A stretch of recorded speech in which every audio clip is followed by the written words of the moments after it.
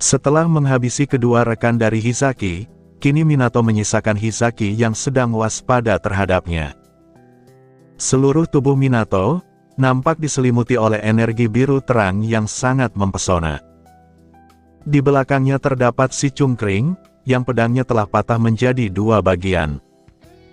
Sementara di depan sebelah kirinya, terdapat rekan berisi yang sudah tertelungkup, seperti Yamcha dari anime Dragon Ball. Di dalam hatinya Minato, dia sendiri nampaknya tidak mempercayai dengan apa yang barusan terjadi. Dirinya ternyata berhasil menyerap jiwa-jiwa dari para pendiri atau founders, dengan hanya berbekal lambang nothingness atau ketiadaan miliknya. Dan sepertinya, semua jiwa founders tersebut merasa sangat puas dengan ruang yang ada di dalam lambangnya. Nampak di sana terdapat 8 orang, yang merupakan awakener legendaris, dengan keahlian dan kemampuan puncaknya masing-masing. Ada seorang pria dengan rambut berwarna putih, ada pria berambut panjang berwarna hijau, pria berotot berkulit gelap, gadis yang menggunakan mantel penyihir, pria berpakaian suku Indian, gadis Gal, gadis berpakaian pelayan, dan tentunya ada seorang kakek tua dengan janggut yang lebat. Di dalam kepalanya, Minato mendengar dengan jelas antusiasme dari mereka yang baru saja tiba, dan mendarat di ruang atau tubuh Minato. Di antaranya ada yang sangat terkejut, dan tidak menyangka kalau ruang ini ternyata benar-benar sangat luas. Yang lain menambahkan, bahwa baru kali ini dirinya terbebas dari kebosanan, setelah beberapa abad terlewati, sejak dirinya menjadi founders dan jiwa yang terperangkap.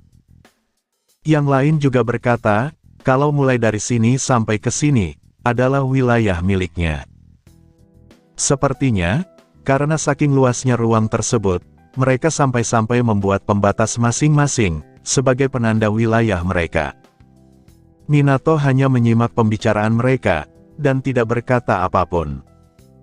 Dirinya yang sudah lama menghafal sejarah dan legenda-legenda mereka, atau para pendiri alias founders itu, kini malah jiwa merekalah yang berada di dalam dirinya.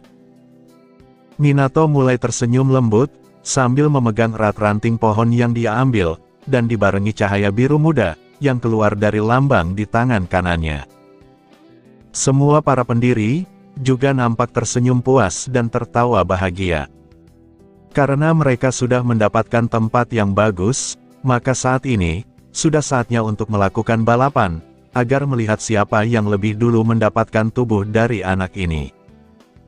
Nampak tatapan mereka yang awalnya bahagia, seketika berubah drastis, menjadi tatapan tajam yang mengincar keuntungan. Meskipun terlihat 5 orang saja di panelnya, tetapi di belakang mereka, masih terdapat banyak para pendiri yang juga tertantang dengan rencana ini. Sesaat kemudian, seorang pria yang mempunyai penutup mata pun, mulai menyapa Minato dengan menyebutnya sebagai anak nakal. Minato nampak terkejut, saat dirinya disapa dengan tidak ramah seperti itu. Mata Minato kemudian mulai melirik ke sebelah kiri. Di sini dia berkata, bahwa seorang swordsman hebat, yang telah menebas 10.000 pasukan yang kuat, kini telah berada di sampingnya. Dan pria ini dikenal dengan nama Hinoki Reichiro. Meskipun Minato menyebutkannya di dalam hati, tapi nampaknya Reichiro mendengarnya, karena mereka berada di dalam wadah yang sama. Reichiro mengelus dagunya sembari berkata bahwa itu benar. Siapa yang menyangka, dirinya masih diingat oleh bocah ini setelah sekian lama. Reichiro mulai bangga kepada dirinya sendiri, karena telah berhasil membuat namanya dikenang. Setelah itu, Reichiro pun mulai bertanya kepada Minato, perihal apa yang Minato rencanakan abis ini. Kepala Minato nampak dijadikan senderan oleh Reichiro yang bangga kepadanya. Awalnya, Minato hanya terdiam memikirkan jawabannya. Setelah itu dia bertanya kembali, kalau apakah yang dimaksud oleh Babang Reichiro, adalah masalah terkait Hisaki. Mendengar dirinya dibicarakan, Hisaki di depannya, nampak masih kebingungan dan waspada terhadap Minato. Reichiro merespon, bahwa dirinya tidak membicarakan perihal sampah ini. Reiichiro menegaskan kepada Minato, kalau dirinya mempertanyakan soal sesuatu yang ada di belakang sampah itu. Reiichiro seketika menunjuk ke sana, dan meminta jawaban Minato tentangnya. Minato yang baru menyadari maksud dari Reiichiro, kembali melotot terkejut dan tidak mengatakan apapun. Menyadari sesuatu itu cukup aneh, Minato pun memutuskan untuk berjalan ke arah benda itu, yang dimana di depannya terdapat Hisaki yang menghalangi. Hisaki dengan nada yang panik, mencoba menyuruh Minato untuk mundur. Di belakang Hisaki, terlihat tas yang mereka miliki sebelumnya, kini telah diselimuti oleh aura yang berwarna ungu terang. Tas itu juga nampak melayang di udara. Namun, karena Minato terus berjalan ke arahnya, Hisaki pun mau tidak mau harus melawannya. Hisaki berteriak ke Minato, dan menyuruhnya untuk jangan memandang remeh dirinya. Soalnya, dirinya merupakan seorang awakener ranking A, yang suatu saat nanti akan menjadi yang terkuat. Saat ini, Hisaki mulai mengeluarkan sebuah pedang andalannya, dan berniat menebas Minato dengan pedang itu. Tapi secara tiba-tiba, Hisaki langsung dipukul oleh Minato di bagian pipi, hingga Hisaki terlempar memutar jauh ke belakang. Ternyata, Hisaki sengaja disingkirkan oleh Minato, karena dia menghalangi sesuatu hal yang serius. Minato dengan santainya berkata minggir, dan menghempaskan Hisaki ke arah pepohonan yang ada di belakang. Kini, tas penyimpanan mereka menjadi semakin mengerikan. Tas tersebut, seakan-akan memberikan ancaman kepada Minato, agar tidak berani melakukan tindakan bodoh terhadapnya.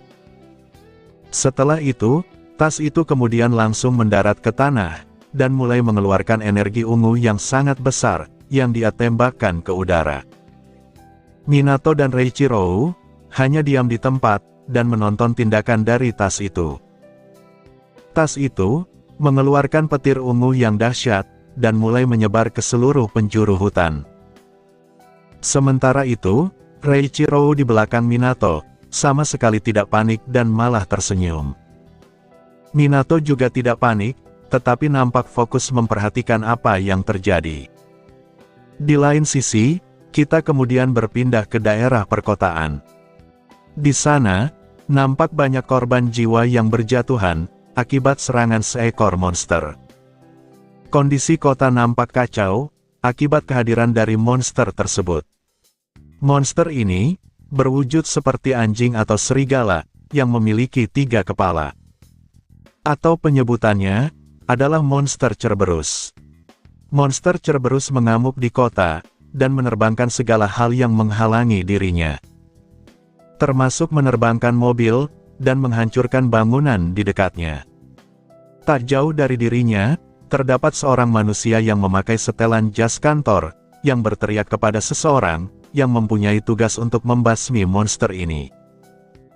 Karena monsternya sudah terpancing untuk datang kemari, maka sekarang adalah saatnya bagi Kisaragi, untuk memberikan serangan terakhirnya. Monster Cerberus yang mengamuk, terus berlari ke arah Kisaragi. Kisaragi yang sudah siap dengan tugasnya, nampak berdiri di tengah jalan tanpa perasaan panik sedikitpun. Saat Cerberus sudah sangat dekat dan ingin menyerang Kisaragi, Kisaragi dengan ketangkasannya, seketika melompat ke udara dan mempersiapkan tinjunya. Setelah persiapannya selesai, dia pun memberikan pukulan telak dari atas ke bawah, dan langsung mengenai monster Cerberus dengan sangat keras. Jurus ini, disebut sebagai Waterfall Fall Impact. Monster Cerberus hanya bisa berteriak dengan keras, saat menerima serangan fatal dari Kisaragi. Melihat kejadian epik ini, orang-orang di sekitarnya pun menjadi kagum, dan tidak menyangka bahwa Kisaragi mampu membunuh monster ranking A secara instan. Seperti yang telah mereka duga dan harapkan, dari seorang hunter ranking S yaitu Kisaragi. Kisaragi dengan gagahnya, menerima pujian dari mereka dan mengucapkan terima kasih. Tetapi ngomong-ngomong, dia mempertanyakan kepada mereka, perihal di mana keberadaan dari Hisaki. Rekan-rekannya Kisaragi berkata, bahwa karena wawancara dari para wartawan itu, maka pasti akan menyenangkan jika Hisaki mulai dipanggil sebagai harapan muda. Mendengar perkataan mereka itu, Kisaragi meminta mereka untuk jangan berkata berlebihan. Jika Hisaki tambah terkenal, maka reputasi guild mereka juga akan ikut meningkat. Dan berhubung semuanya sudah selesai, Kisaragi akan membuat laporan lebih dulu, lalu setelah itu meminta yang lainnya untuk minum-minum bersama. Tapi sesaat kemudian, Kisaragi tiba-tiba merasakan tekanan yang kuat, yang berasal dari kejauhan yang mengarah ke mereka. Merasakan tekanan ini, Kisaragi sampai kepikiran, kalau apakah ini aura dari iblis atau semacamnya. Dia bertanya-tanya, perihal tekanan apa ini sebenarnya. Namun saat dia mendengar rintihan rekannya di belakang, Kisaragi seketika berbalik dan terkejut melihat kondisi rekan-rekannya. Sebagian besar rekan-rekannya, kini mulai kehilangan kesadaran dan pusing, dan dua lainnya sudah pingsan duluan akibat tekanan ini. Satu rekannya yang masih bisa berbicara, bertanya kepada Kisaragi perihal apa ini sebenarnya. Di dalam hati, Kisaragi memberikan kesimpulan, bahwa para hunter yang berada di rank A dan rank B, tidak bisa menahan tekanan yang satu ini. Tidak salah lagi, tekanan ini pastinya diakibatkan oleh seekor monster ranking S. Tak jauh dari Kisaragi dan rekan-rekannya, para warga sekitar juga nampak pingsan di pinggir jalan, dan menahan rasa pusing mereka.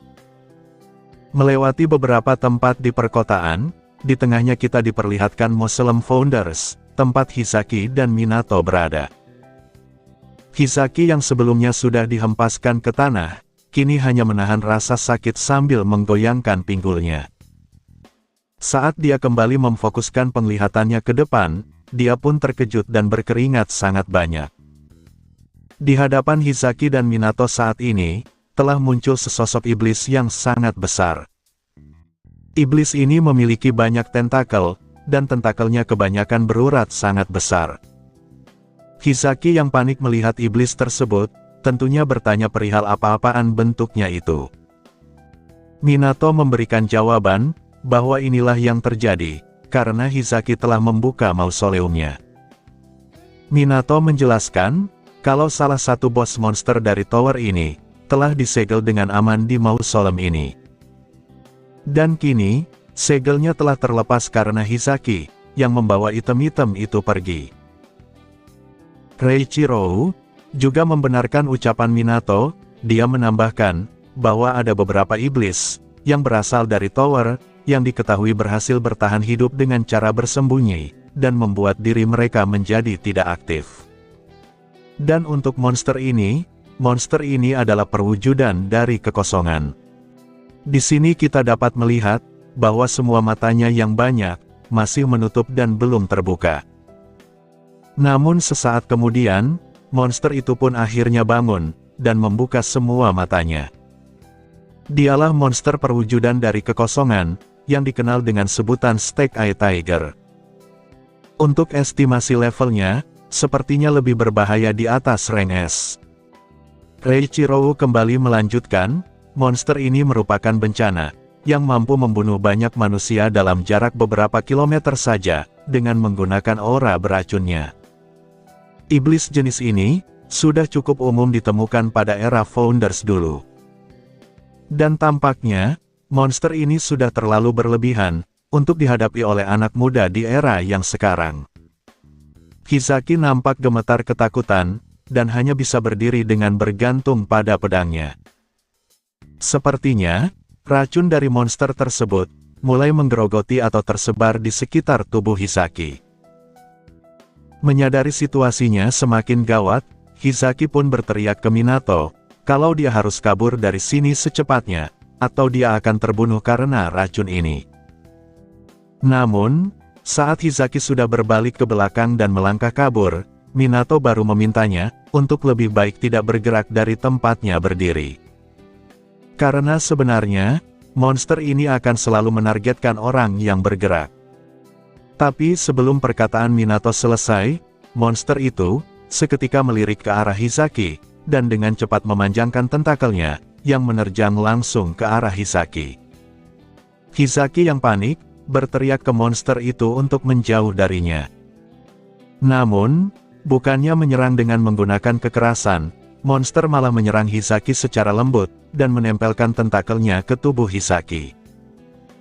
Dan meskipun Hisaki saat ini memberikan serangan tebasan kepadanya, Hisaki terkejut saat pedangnya tidak mampu sedikitpun menebas daging tentakel itu. Di dalam hati, Hisaki dipenuhi keheranan, padahal sebelumnya, dia telah berhasil membunuh naga dengan menggunakan pedang andalannya ini. Tak butuh waktu lama, semua racun dan efeknya pun langsung menyebar ke seluruh tubuhnya. Hisaki, yang awalnya mencoba melawan, kini semua nutrisinya diserap oleh tentakel monster itu, dan tubuhnya dengan cepat berubah menjadi kurus kering. Monster itu tidak berhenti, hingga nyawa Hisaki menjadi habis sepenuhnya. Minato yang melihat keadaan Hisaki, awalnya hanya diam dan tak mengatakan apapun. Tapi setelahnya, dia berkata kepada Hisaki yang sudah mati, kalau bukankah dia sudah memperingatkannya barusan. Setelah fokus ke Hisaki selesai, Reiichiro mulai merangkul Minato lebih dekat. Reiichiro bertanya santai ke Minato, kalau apakah Minato bersedia untuk memberikan tubuhnya kepada dia. Reiichiro mencoba meyakinkan Minato, bahwa bukankah Minato penasaran, dan ingin melihat gaya berpedang miliknya, yang disebut One-Handed Sword Style. Yang tentunya, hanya dimiliki oleh Hinoki sang pendiri seorang. Di dalam hati, Reiichiro nampaknya sangat senang. Soalnya dirinya jiwa pertama, yang membuat pergerakan duluan terhadap bocah ini. Reiichiro akan mengambil wadah bagus ini, di saat yang lainnya sedang sibuk bersenang-senang. Menanggapi pertanyaan dari Reiichiro itu, awalnya Minato diam sesaat, tetapi dia kemudian berkata kepadanya, kalau dia sebenarnya tidak masalah jika ingin meminjamkan tubuhnya.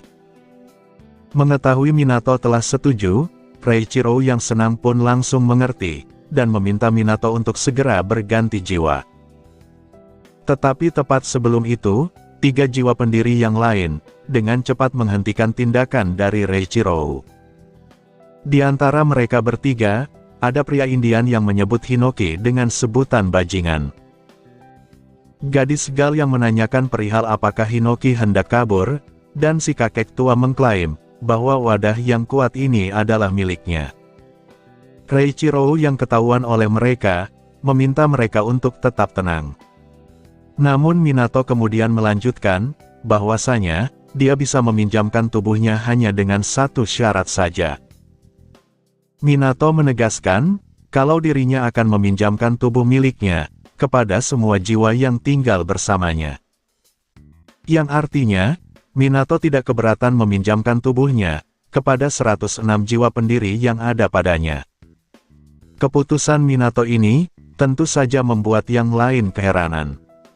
Minato balik melanjutkan, kalau dirinya berniat, untuk melampaui mereka semua. Dan itu, akan menjadi kepastian bagi Minato. Sambil berhadapan dengan monster itu, Minato kembali berkata di dalam hati. Lambat laun, dia akan mencapai ketinggian yang sama dengan mereka. Dan Minato ingin melihat, tentang seberapa kuat dirinya di masa depan nanti. Maka dengan begitu, Minato meminta semuanya, untuk menunjukkan kemampuan uniknya masing-masing. Reiichiro yang melihat Minato sangat yakin, mulai meragukan tentang sifat miliknya. Reiichiro bahkan tidak segan-segan, untuk menyebut Minato sebagai orang gila. Tapi dengan begitu, Reiichiro pun mulai menarik pedang dari sarungnya, dan mulai mengangkatnya tinggi ke atas. Gerakan itu diikuti sama persis, oleh Minato yang memegang sebuah ranting. Dengan tekad yang kuat, Reiichiro pun berteriak menyuruh semua jiwa, untuk melakukan hal ini secara bersama-sama. Pertama, Minato memberikan 1000 tebasan ke arah monster tersebut. Satu tentakel milik monster itu, berhasil diiris rapi oleh ranting Minato. Namun setelah berhasil menghancurkan satu tentakel, ranting Minato pun akhirnya patah. Dan di saat yang bersamaan, monster yang sudah kesal dengan Minato, kembali memberikan serangan tentakelnya yang lain dari arah atas. Tapi dengan cepat, Minato berhasil menepisnya ke bawah, dengan menggunakan kemampuan dari pria berotot berkacamata. Setelahnya, Minato memberikan pukulan keras ke tentakel itu, yang membuatnya hancur seketika. Menyadari dua tentakelnya telah hancur, monster itu semakin emosi dan dendam ke Minato. Saat dia kembali melayangkan tentakelnya ke Minato, Minato dengan mudah menghindarinya, dan mengambil sebuah kayu panjang yang tergeletak di tanah.